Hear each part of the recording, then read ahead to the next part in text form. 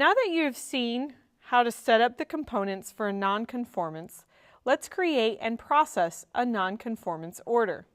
I'm here in AX and we'll go to Inventory Management, Periodic, Quality Management, and then Nonconformances. To create a new nonconformance, click New, which will open the Create Nonconformance dialog. You can select which type of nonconformance it is. I'm going to choose the internal option, and then select the item number that this will be related to. For my example, I'm going to use item number 1000. In the worker responsible, you can select a different worker who will be responsible for researching and following up on this nonconformance. You are required to select the problem type. So in the problem type dropdown, I'll select the enclosure problem type, and I can optionally select the reference and reference lot. If you don't have a reference or reference lot, for example, a purchase order or sales order that this is related to, you can leave these values blank. In the defective quantity field, you'll type the quantity of these items that are defective. I'll use 10 for this particular example. At the bottom, you must select the inventory dimensions that apply for this particular scenario.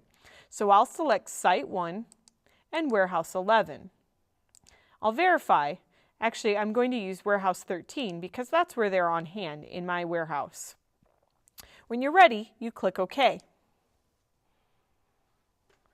Now that the nonconformance has been created, you can review and update any of the details. To start the nonconformance order, you must use the Functions button and approve it. You'll notice that several buttons and fields are grayed out and disabled until you approve the nonconformance. By clicking Approve Nonconformance, you're basically saying that you're ready to start working on this nonconformance and fix whatever the issue may be. Next, we'll add a related operation by clicking the Related Operations button and adding the operations that will be performed for this particular nonconformance. I'll select the enclosure and optionally type in a reason, such as damaged. If this nonconformance is related to a specific sales order or purchase order, you can link those in here.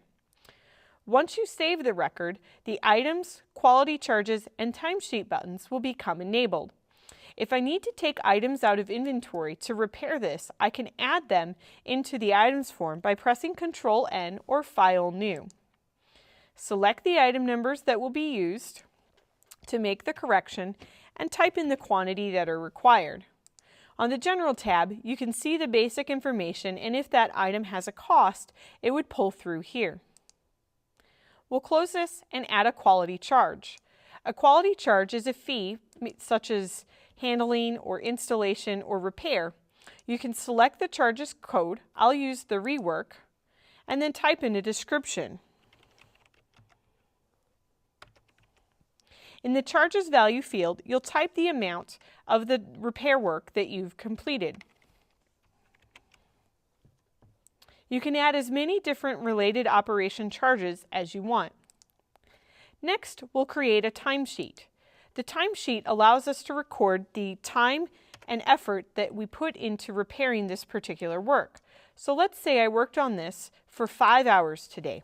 I can mark or type in 5 hours into the operation hours. If you're charging this back to a customer, you can mark the invoice checkbox and relate this to a sales order. Now that we've created a related operation, let's take a look at how we can create a correction.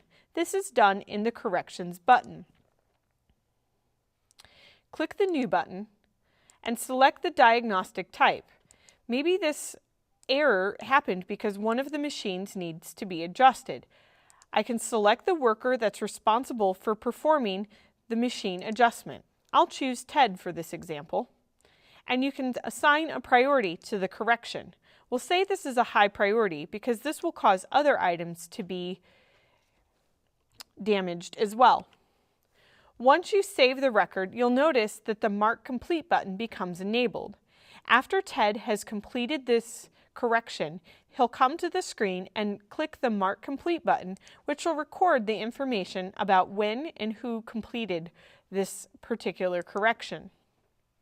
If needed, this correction can later be reopened by clicking the Reopen button.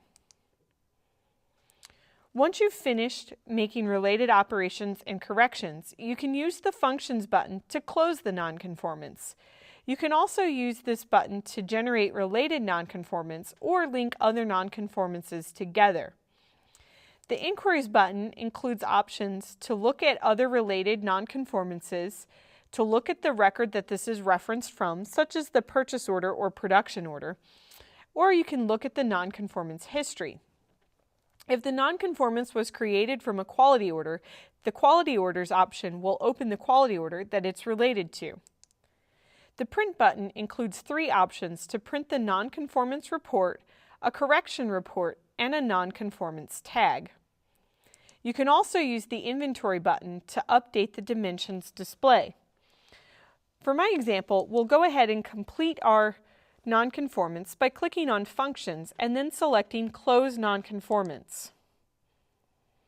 When I'm ready, I click OK, and the status of the nonconformance will be updated and marked as completed. You can see this if you scroll to the right in the Close checkbox column. Now that we've reviewed nonconformances, be sure to join me in our next topic where we'll look at the reports and certificates for quality management.